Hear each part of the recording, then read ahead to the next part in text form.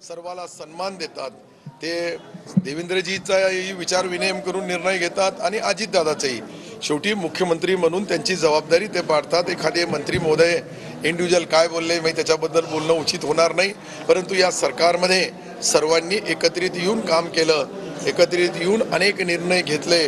तर यामध्ये आपण शेतकरी, शेतमजूर, गोर गरीब, दलित, पीडित प्रत्येकाच्या अपेक्षा वेगळ्या। मी काल दिवसभर संभाजीनगर जिल्ह्याचा पालकमंत्री म्हणून जिल्हा अधिकारीने लाडली बहीण ही योजना असेल किंवा ज्या शासनाचा अनुदान ज्याला दिला जातो तो शासनाचा अनुदान कोणत्याही बँकेमध्ये तो खाता लॉक करू नये, त्या खात्यामध्ये पैसे जे दिलेले अनुदान म्हणून त्याचा कर्जामध्ये वरती करू नये असा आदेश दिला। त्यानंतर महापालिकेत बसलो।